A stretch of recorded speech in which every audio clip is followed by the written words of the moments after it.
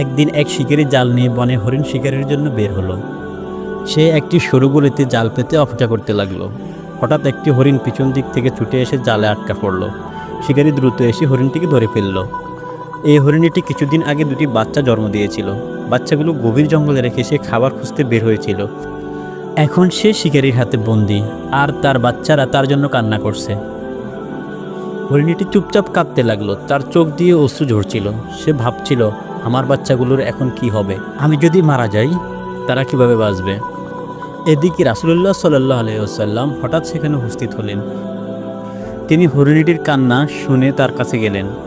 আল্লাহর হুকুমে হরিণটির মুখ খুলে গেল। সে বলল, ইয়া রাসূলুল্লাহ, আমি কিছুদিন আগে দুটি বাচ্চা জন্ম দিয়েছি। তারা এখন গভীর জঙ্গলে একা। আমি যদি মারা যাই, তারা কি করবে? আমাকে কিছু সময়ের জন্য মুক্তি দিন। আমি তাদের দুগ্ধ পান করিয়ে আবার ফিরে আসব।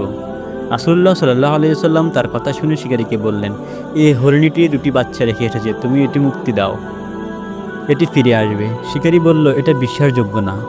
রাসূলুল্লাহ সাল্লাল্লাহু আলাইহি ওয়াসাল্লাম বলেন, আমি এর জামিনদার। যদি এটি ফিরে না আসে, আমি তার ক্ষতিপূরণ দেব। শিকারী রাজি হয়ে গেল, হরিণটিকে মুক্তি দিল। সে দ্রুত গিয়ে তার বাচ্চাদের দুগ্ধ পান করিয়ে আবার ফিরে আসলো। হরিণটি এসে বলল, ইয়া রাসূলুল্লাহ, আমি ফিরে এসেছি, আমাকে ক্ষমা করুন।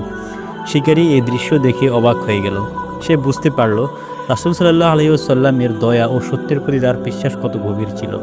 শিকারী এই দৃশ্য দেখে সে কালেমা পড়ে মুসলমান হয়ে গেল এবং হরিণটিকে মুক্তি দিয়ে দিল। সম্পূর্ণ গল্প থেকে মূল শিক্ষা: দয়া ও সহানুভূতি। অন্যের কষ্টের সহানুভূতি দেখানো উচিত।